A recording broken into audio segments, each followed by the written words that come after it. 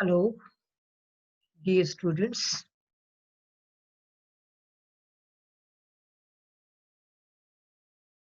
We are going to start with the new chapter, Ecosystem and Energy Flow.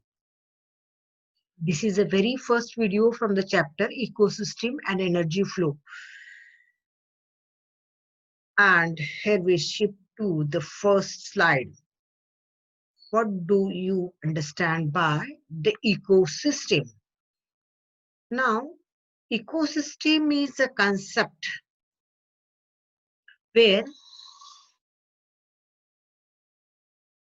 it is you can define ecosystem as a structural and functional unit of nature. Now, an ecosystem is a self-regulatory and self-sustaining structural and functional unit of biosphere, that is the living world. The term was firstly used by Tansley in 1935. According to what are the components of ecosystem or how the ecosystem can be formed, that you know well, basically you have studied during schooling days, that the ecosystem is made up of both biotic and abiotic component. Whatever the type of ecosystem may be, it consists of both biotic and abiotic components. The biotic component interact with the abiotic component as well as they interact amongst themselves, and that too with the surrounding. The ecosystem may be variable in size, it may be small, it may be large, it may be natural, it may be artificial, it may be complete, it may be incomplete, it may be small, say for example, just like a drop of water. Here in a drop of water can be considered as the smallest ecosystem. How? See, the water molecule, it is being a biomolecule, it is a non-living component, that is a abiotic component. And whatever the microbes present in that drop of water, that is a biotic component. And these biotic and non-biotic components together form a smallest ecosystem in the form of a drop of water. Or a pond or a lake, these are the small size ecosystems, examples of small size ecosystems. And large ecosystems, best example is ocean, or you can say this whole living world, the earth crust, this biosphere is the largest ecosystem.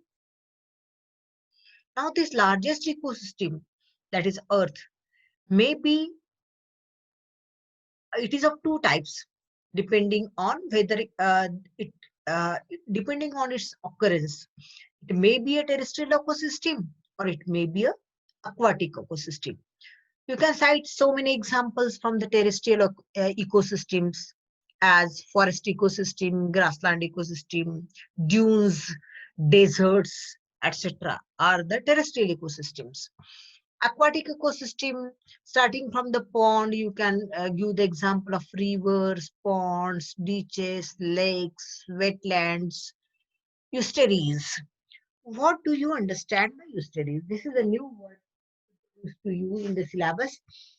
Estuaries means that area where freshwater rivers they meet with the coastal currents of coastal water currents. म्हणजे ज्या ठिकाणी समुद्राचं पाणी आणि नद्यांचं पाणी, नदीचं पाणी एकत्र येऊन मिळतं, तो भाग म्हणजे इस्टेरीज. या इस्टेरीज मध्ये fresh water, it is a mixture of fresh water and marine water, म्हणजे खारं पाणी, सेलिन वॉटर, साल्टी वॉटर आणि फ्रेश वॉटर मिक्स होतं. सो इट अपियर्स ब्रॅकिश, थोडंफार बिट साल्टी अशा प्रकारचं ते पाणी असतं. So that is also forms type of ecosystem, aquatic ecosystem. Generally, we think of freshwater water bodies or marine water bodies as the examples of ecosystem. But the studies are also can be cited as the example of aquatic ecosystem. Now, this ecosystem can also be divided into two different types as natural ecosystems and the artificial ecosystem. Natural, as the name suggests here, it does not require, rather the human inputs. There should not be the human interference is not expected. Therefore, it is self-sustainable. It can be run, it can be maintained, and on its own accord. Nature is the master. For example, forest, river, ocean, grassland means all the terrestrial and aquatic ecosystem which are mastered by nature. Second is artificial ecosystem. As the word suggests here, the artificial ecosystem requires the human input. It is managed by man. It is under the supervision, it is maintained under the supervision of man or human being. For example, a farmer cultivates a farmland. So his farmland is the best example of artificial ecosystem. The aquariums, fish aquariums maintained at the malls or even at the residences, they are also the artificial ecosystems. Then the fish tanks, large ponds, which are used and maintained for rearing the fish. For example, you might have visited, if you have visited Manjri near Pune, there large fish tanks are maintained just for the rearing of fishes. So that is also artificial ecosystem. So in this way, so many artificial examples of artificial ecosystem can be cited. Now in this chapter, we are going to study the overall structure of ecosystem, that it is made up of biotic component and how it is produced. So which are the components that we have seen earlier, that biotic and abiotic components are there, and both of them, they interact and they influence each other. The interaction between the biotic and abiotic component, it results in a special physical structure, and that physical structure gives uh, it it indicates a special characteristic feature of a ecosystem. Now in this chapter we are going to study the structure of ecosystem. That structure we will study here in the this chapter. What for we are going to study? We are going to study the structure in order to appreciate the inputs in the ecosystem, that is the productivity of ecosystem, that the biomass produced by the ecosystem and how it is made available to the heterotrophs, etc., etc. Then the transfer of energy from producers to consumers, from heterotrophs to decompose via decomposers to the uh, nature again and brought back to the producers. This energy transfer we will study in the form of food chain and food web and nutrient cycling, etc. We will also study the degradation of energy and loss of energy, that is the output of energy, that we will also study here in this chapter. So in short, we will study the productivity, we'll study the energy transfer, we'll study the degradation and loss of energy, we'll also study the food chain and food web, which are created because of energy flow in the ecosystem. So these many aspects we are going to study in this chapter. Now, when these biotic and abiotic components, they interact, but the nature of biotic and abiotic components which are present in the ecosystem, it is variable, it is different. Start. I have started already. Okay, it is a different message was given, let it be. So the biotic and abiotic components, uh, they differ as per the difference in their location, difference in the space. As the space, location, and time differs, the biotic component as well as abiotic component, their nature also differs, or it also varies. The variation, this variation, especially due to the variation in space, it results in a spatial patterns. There are two different spatial patterns are seen because of the change in the or variations in the space.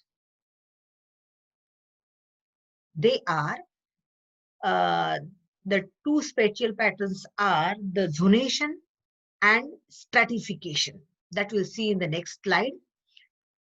First of all, we'll see the stratification.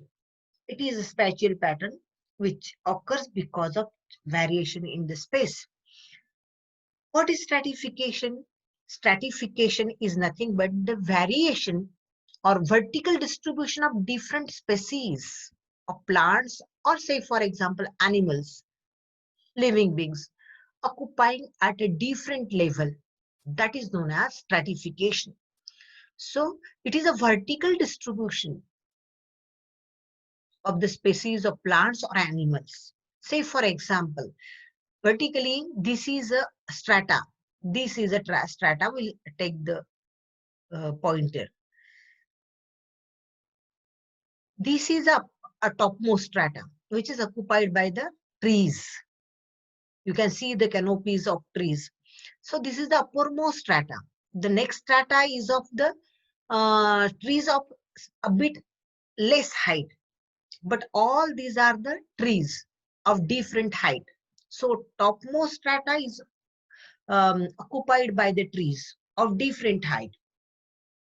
The next strata is occupied by the shrubs, which hardly grow up to the height of 5 to 6 feet. So that is the second strata. And the lowermost strata is occupied by the grasses and herbs, which are lying near about at a hardly at the height of a feet or half a feet. That is the third strata. So the trees, they occupy the topmost vertical strata. That is the layer of the in the form of canopies in the forest. The second strata is occupied by the shrubs, and the third strata is occupied by the herbs and grasses, which is the bottom layer of the ecosystem. And if when in the ecosystem the plant species and animal species, they are distributed like this in the vertical pattern, then it is called as stratification. Similar stratification is also observed in the open seas, that is ocean, as epipelagic, mesopelagic, bathypelagic, and benthic zones. Epipelagic means just a surface of a water body, that is ocean, that is, and that surface strata or surface zone of that water body, that is the sea. Whatever the livings are present, plant individual, animal individuals, they are present, they belong to the epipelagic pelagic strata. The mesopelagic, the middle uh, strata of the ocean. Bathypelagic, just above the bottom. And benthic, that is the phytoplanktons or the zooplanktons or whatever the microbes present at the bottom of a sea. In this way, this vertical distribution of plant and animal species can also be observed in the marine water, large marine water bodies like sea. Now we'll see the next uh, spatial pattern, that is zonation. Just opposite to the stratification. In zonation, the distribution of plants and animal species is horizontal. In stratification, it was vertical. And now here, when we study for zonation, the distribution of plants and animal species is horizontal to the land. Say, for example, this is land, and horizontally, the zones of the distribution of different kinds of plant species and animal species is observed. And the pattern is known as zonation. How you can define zonation? The horizontal distribution of plants and animals on land or in water, that is called as zonation. It is observed in aquatic ecosystem, that is in the wetlands, as well as it occurs. Zonation pattern is clearly seen in the terrestrial ecosystem too. The aquatic or wetland zonation pattern you might have observed in so many dam or large lake areas. Ujni Dam, to the Ujni Dam, many people visit Ujni Dam for the um, to enjoy the beauty of different birds, seasonal birds visiting the Ujni Dam, especially flamingos. That is the best example of uh, zonation in wetland ecosystem. That is the best wetland ecosystem, and there you can see the zonation pattern. It is easily seen at the junction of aquatic and terrestrial uh, ecosystem. Zonation pattern is also seen at the junction of aquatic and terrestrial ecosystem. So it is seen in aquatic ecosystem, it is seen in terrestrial ecosystem, and it is also seen in the area which represents the junction of aquatic and terrestrial ecosystem. How it appears like the edges of lake. It is clearly seen at the edges of lake or beach along the seashore. It shows prominent zonation at the edge of lake or at the edge of beach, as you can see here in the photograph. Say, for example, in this photograph, the subtidal channel means this lowermost one along the bottom, along towards the edge. This is not the deep part of that lake or ocean. It is the shore part, or it is, if it is a lake, it is the edge of the lake, edge of the river.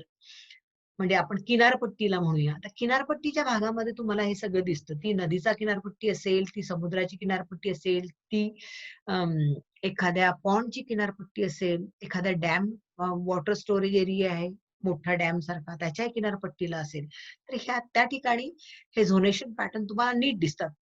C at the subtidal part, you can see the small fishes. They allow the drainaging and flooding of mud float. आणि या किनारपट्टीला मग वाहून आलेले drainage तुम्हाला दिसतं, mud floods त्या ठिकाणी दिसतात. त्याच्यानंतरचा थोडासा पुढचा भाग येतो, which is rich in invertebrates, like म्हणजे किनारपट्टीच्या लगत, पाण्यामध्ये नाही, इथेपर्यंत पाणी होतं, पण याच्या बाहेरचा भाग इथे तुम्हाला खेकडे दिसतात. Crabs, you can come across the crabs. Sometimes you may see the prawns buried in the sand. You may see the turtles laying eggs in this region, mud flats. And some shore birds are also seen. There is also presence of the algal varieties in the form. They are forming a mat. Since it is rich in moisture, the area is rich in moisture.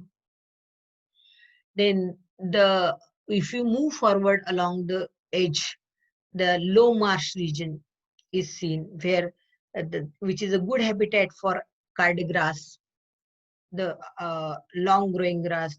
Cyperus is the example of that grass. Then herons, म्हणजे त्याला तुम्ही बगळे असं म्हणता, eagles, the clapper rails, etc.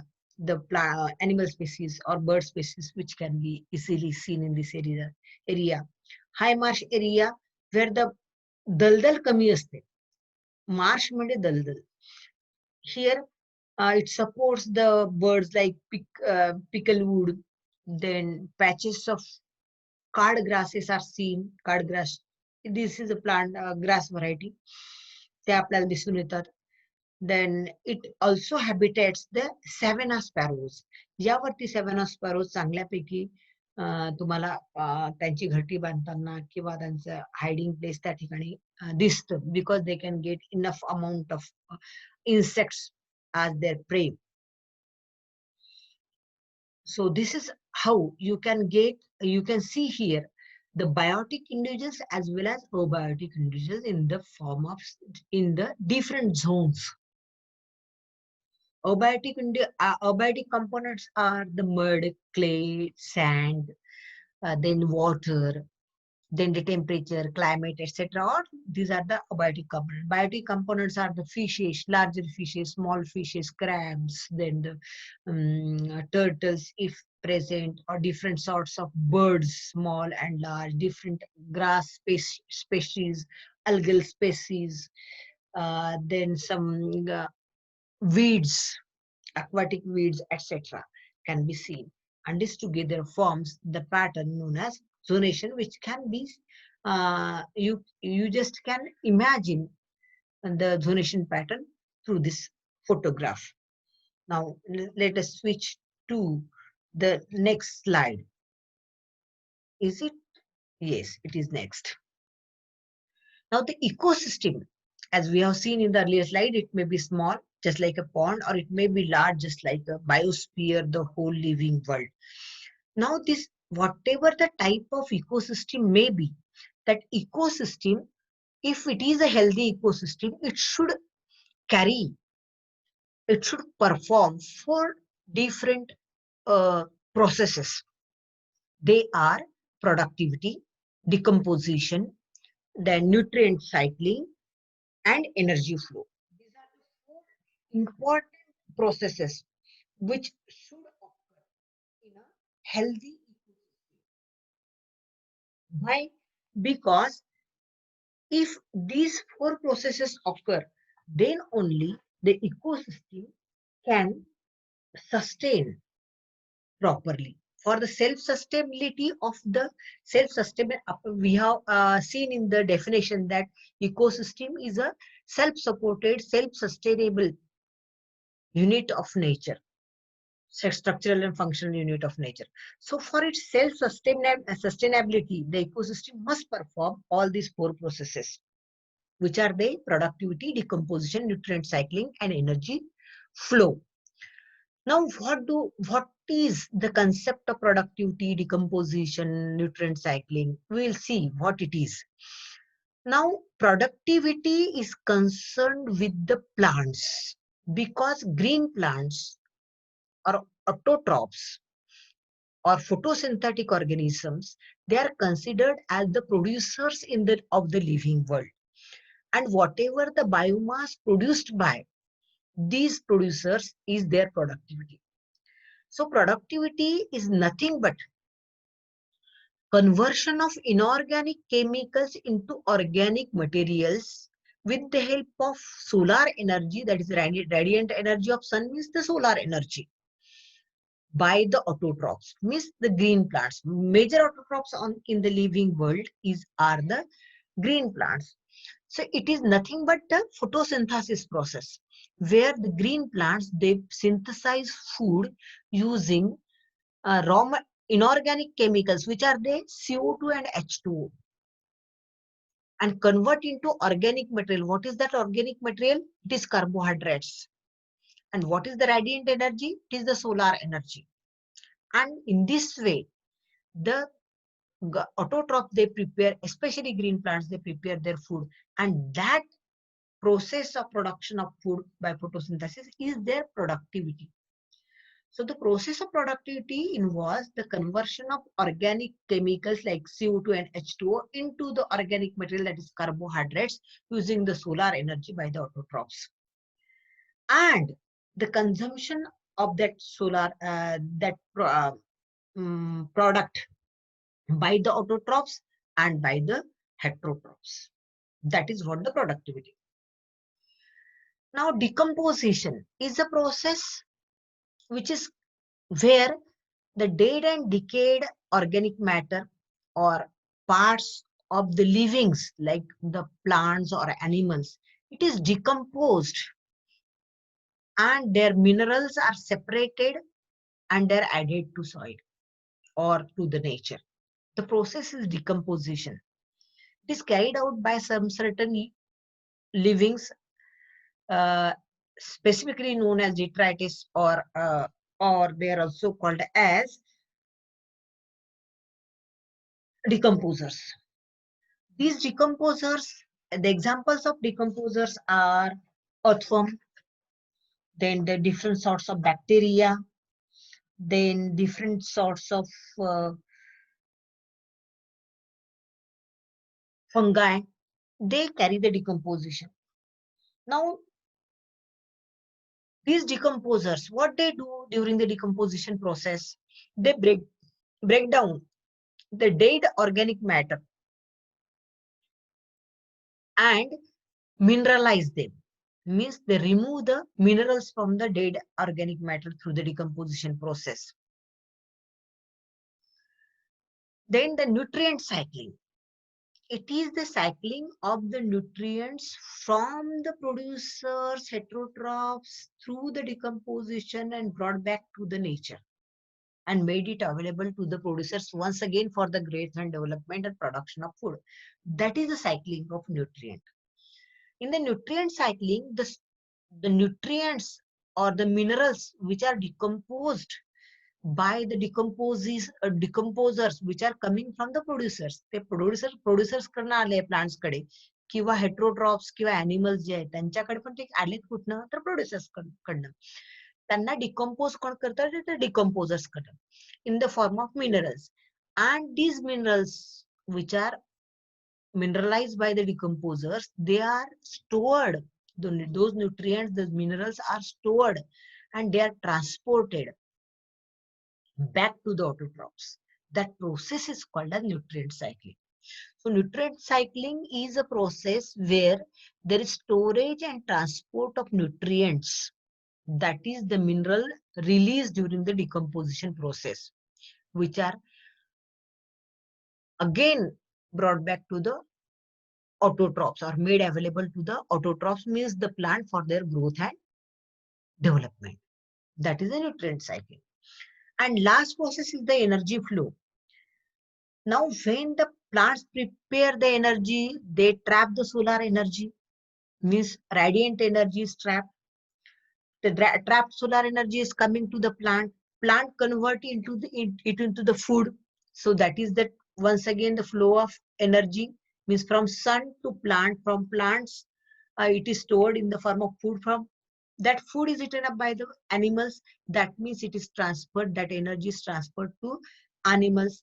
Then when the animals they die, the decomposers they feed on them, they mineralize them, means the energy is partially exhausted and partially it is brought back to the nature, and once again it is cycled to the autotrophs. So this is a flow of energy from sun to producers and producers to consumers. This is the energy flow. This energy flow is always unidirectional, means it carries it occurs in a particular direction, one direction from one to other, and never it occurs in the reverse fashion. Say for example, the energy is transferred from producers to consumers. It will not be brought back from consumers to producers. पण जर एखाद्या plant पासून काही we are busy, say for example we human beings are vegetarian. Now if you eat or consume the fruits from the plant, whether you are giving back the fruits to the plant, no, we are taking energy from the plant, but the energy is not transferred by the consumer, brought back to the producers. From the producers, it is carried, handed over to the energy is transferred to consumers, and from consumers, it is dissipated, means it is somewhat dispersed, separated, and lost as heat. Okay, and that's why it is said that the transfer of energy is unidirectional. For example, this can be studied better in the form of a pond ecosystem, how the energy flow occurs occurs and how the energy is transferred and how the ecosystem is formed. The best example is a pond ecosystem. It is theoretically given in your textbook of HSC board. Now, with the help of a photograph, we can understand it better. Now, this pond ecosystem is a shallow and fairly self-sustainable unit. It is shallow. It is not as deep as rivers or larger lakes or, say, for example, the ocean, etc. It is shallow one. But here also, all the four basic processes they occur, like the productivity. Then second one is after productivity, uh, decomposition, productivity, decomposition, the nutrient cycling, and the last one is energy flow. All these four processes they occur in this ecosystem also. Here in this ecosystem, the biotic components are, as we know it well, that every ecosystem has two basic components, biotic component and abiotic component, and both of them interact. Now, the biotic components are, that is the living entities which comprises this pond ecosystem are the different sorts of producers, means the photosynthetic organisms, plants, animals, even some animals are photosynthetic. For example, Euglena, and then the submerged plants, free floating farm plants, aquatic plants, and then the plants which are growing along the edge of this pond. All these are the producers: algae, phytoplanktons, etc. Consumers include the zooplanktons, the aquatic insect, the smaller and larger fishes. Then you can see here the frog, then the turtles, snails, etc., etc. All these are the consumers. Decomposers are the different sorts of bacteria, different types of fungi. Then may possible there may be earthworms. All these are the decomposers. And these together forms the pond eco. And abiotic components are water. The pond has a water, so water as a biomolecule is a abiotic factor. Then light, heat, and then minerals, if they are present, dissolved in the dissolved condition. All these are the abiotic factors there, which are the part and parcel of the pond ecosystem. Now, this pond ecosystem, the rate of function of the pond ecosystem, it is regulated by the solar inputs, the radiant energy coming from sun, then the cycle of temperature. As per the season, temperature cycles are different. You know it well, summer, winter, rainy season, the cycle of temperature is different. Even in a day, the cycle of temperature is different. Day length, it also varies as per the change in season and other climatic conditions. All these factors regulate the rate of function of the entire pond. In certain condition, certain climatic conditions, you can say, the rate of function is higher. Say, for example, productivity is higher in the favorable season like rainy season, winter, and it is a bit less uh, towards the summer season.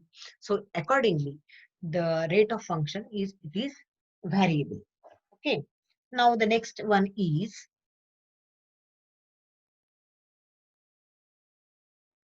oh, I have not started with the timer.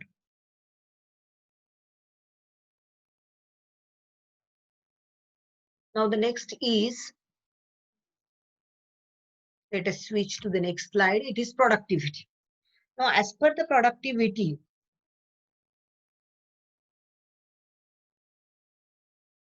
what do you understand by productivity? That we have seen in the previous slide, the rate of generation of biomass by the ecosystem. There also we have studied the productivity means the biomass produced by the producers.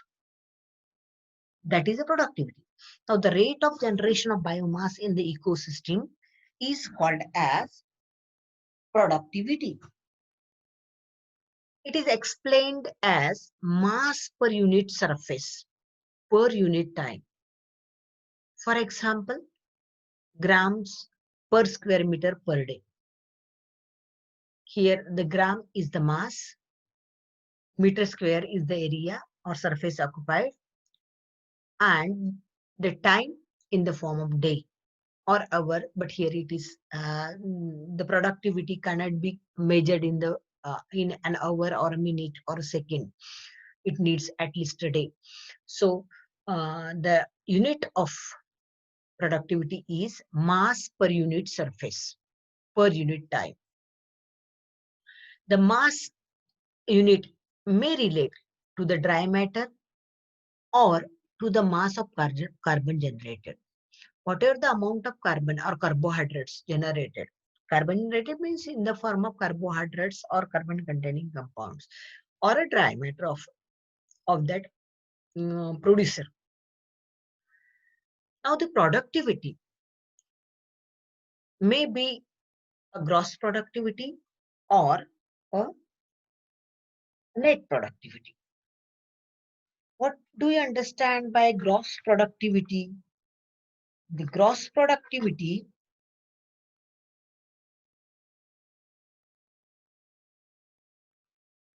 yes. So the primary productivity can be considered, it can be divided into primary productivity can be divided into gross productivity or net productivity, abbreviation as GPP and NPP.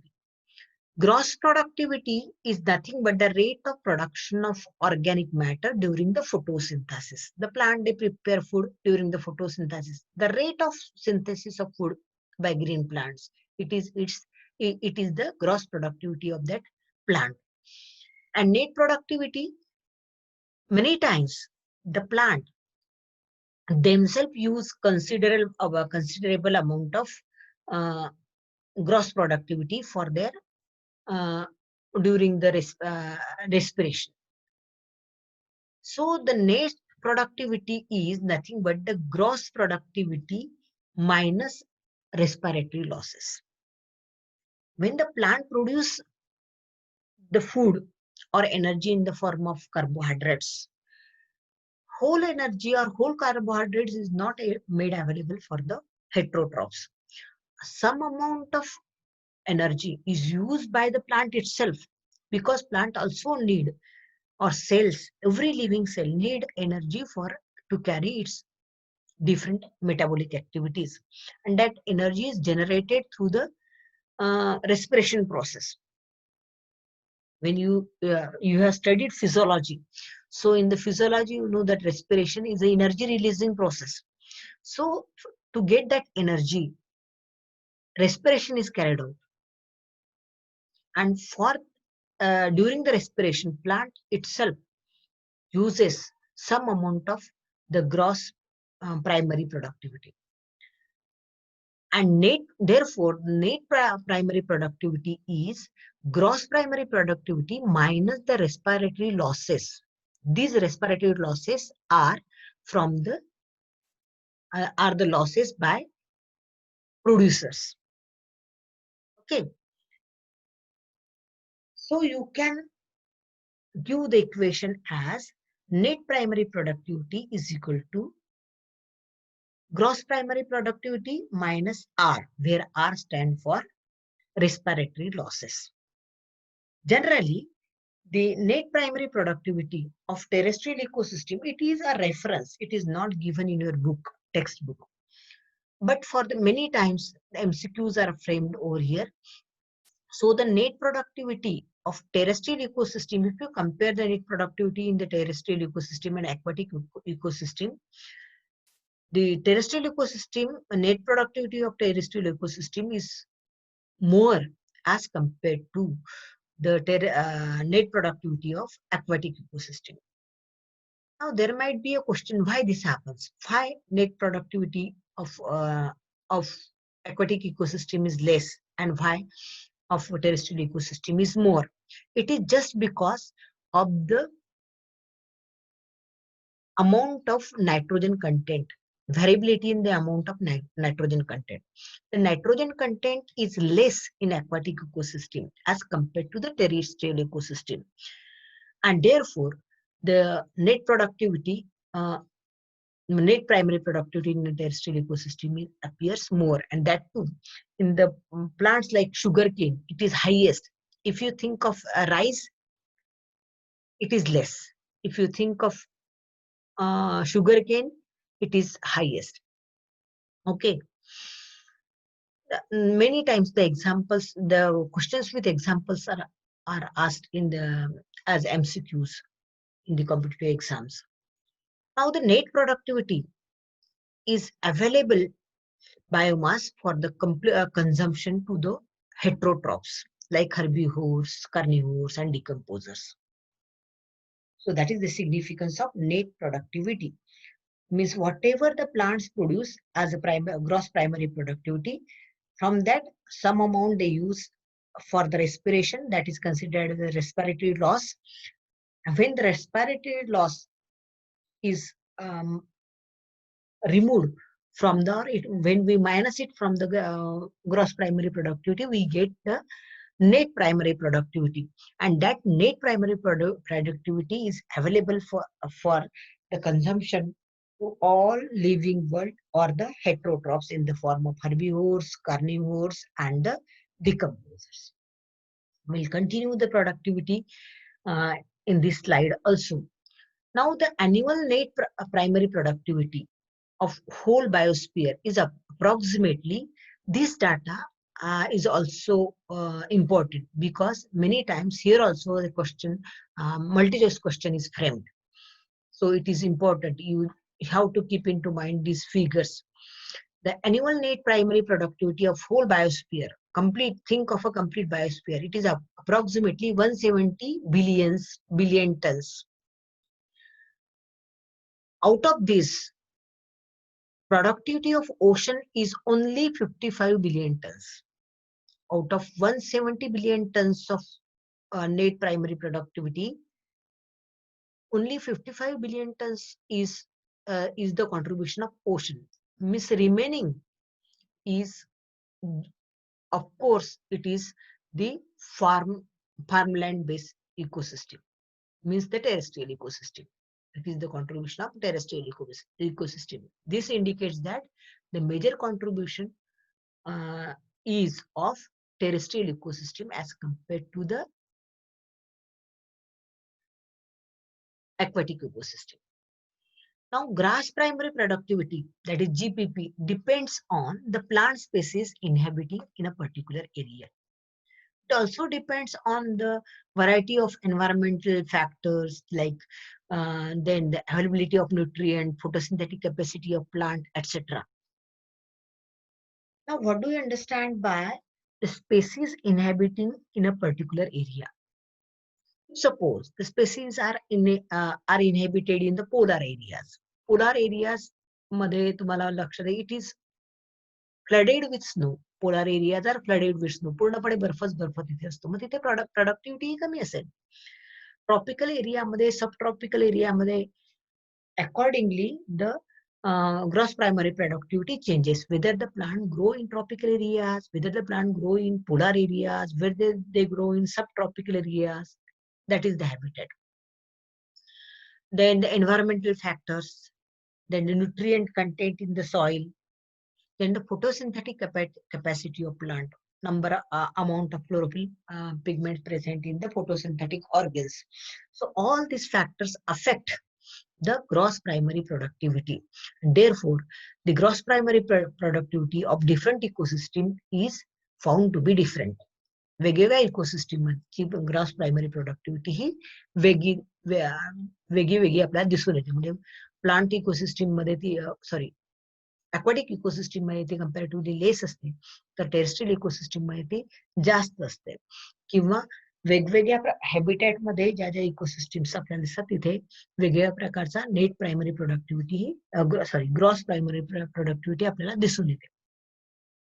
Now the next concept is of secondary productivity. It is defined as the rate of formation of new organic matter by the consumer.